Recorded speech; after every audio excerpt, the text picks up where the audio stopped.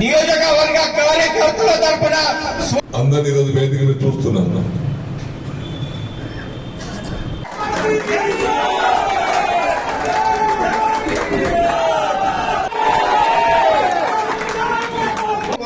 గుర్తించి నేను స్థానం కల్పించి అందరిని కలుపుకొని పోతామని అంటే ఎంతో సాధిస్తూ ఆయనకు ఆరోగ్యంతో సహా దేవుడు చాలా బాగా చూడాలని కోరుతాం.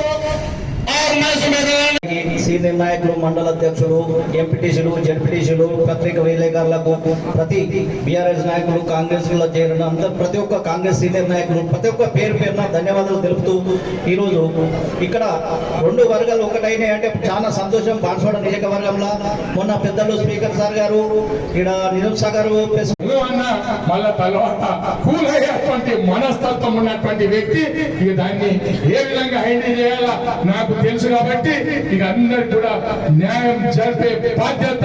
అవగాహనతో గత అనేక సంవత్సరాలుగా పనిచేస్తున్నటువంటి కోటగిరి ఎంపీటీ సభ్యులు సోదరు కొట్ట మనోహర్ గారు 47 సంవత్సరాల క్రితం నా రాజకీయ అడుగులు ఆనాడు కాంగ్రెస్ పార్టీతోనే ప్రారంభించబడ్డాయి. ఆ క్రమంలోనే ఈరోజు తిరిగి ముగింపు అడుగులు కూడా కాంగ్రెస్ తో ఉండాలని మొన్న గౌరవ రాష్ట్ర ముఖ్యమంత్రి వారి యొక్క ఆధ్వర్యంలో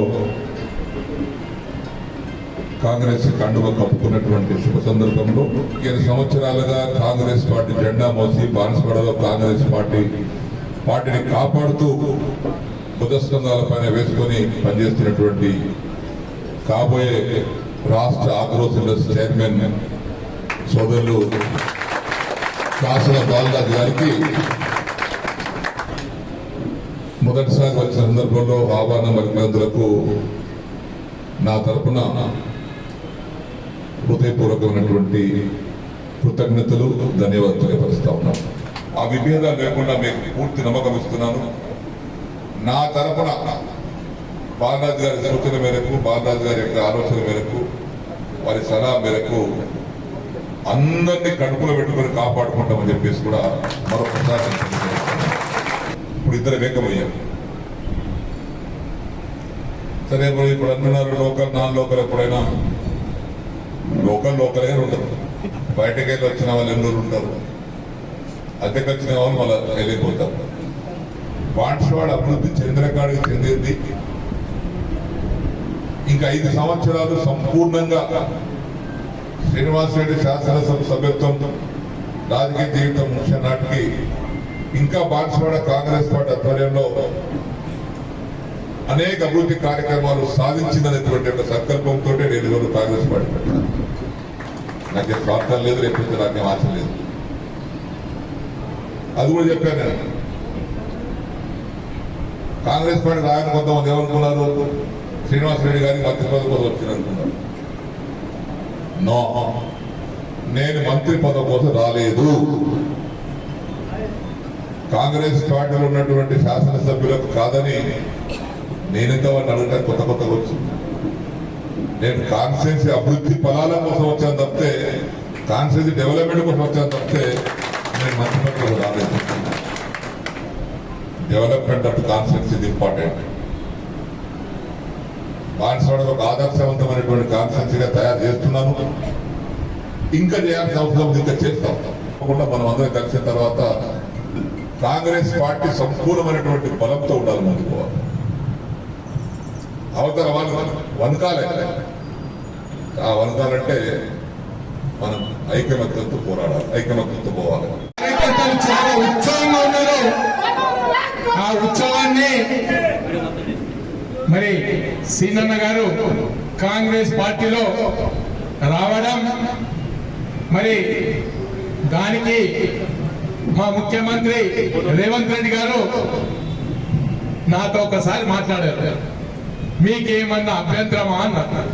నేనన్నా, అన్నా పార్టీ మంచిగా అవుతుంది అంటే ఖచ్చితంగా సీనన్నతో పనిచేస్తా, సీనన్న కొడుకుతో పనిచేస్తా, అందరితో పనిచేస్తా.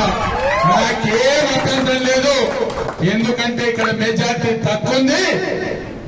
రాబోయే కొంతమంది దుష్ట శక్తులు ఏదన్నా చేయొచ్చు అన్నప్పుడు పార్టీ ముఖ్యం, పార్టీ యొక్క శ్రేయస్సు ముఖ్యం.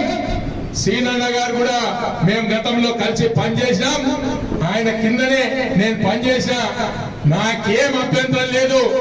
మేము ప్రతిపక్షంలో ఉండి పోరాటం చేసినాం తప్ప సీనన్న తోటి వ్యక్తిగతంగా శత్రుత్వం లేదు, లేదు ఉన్నది అని చెప్పి బద్దలు కొట్టినట్టు చెప్పిన. ఒక మాట ఏమన్నారంటే వస్తావా ఆడికి అన్నాడు.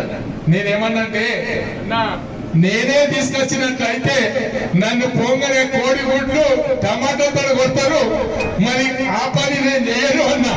ఎందుకంటే కొద్దిగా కోపంతో ఉంటారు కార్యకర్తలు.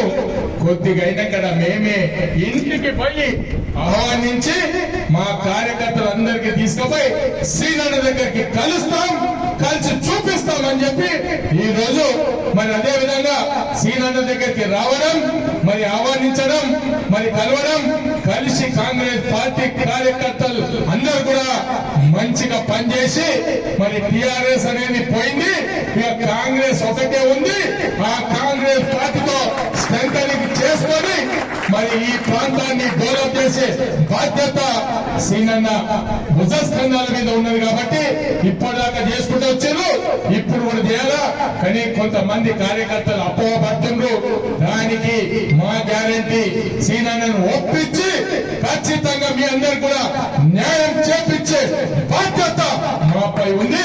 మరి సీనన్నతోటి ఎప్పటికప్పుడు మాట్లాడుతూ ఏదన్నా కొన్ని విషయాలు ఉంటాయి, ఎవరో వచ్చి ఏదో చెప్తారు, దానికి మనం తొందరపడకుండా ఒక్కడేసారి నారాజు కాకుండా కొద్ది విషయాలు మనం క్లుప్తంగా మాట్లాడి ఇట్లా కాదు ఇట్లా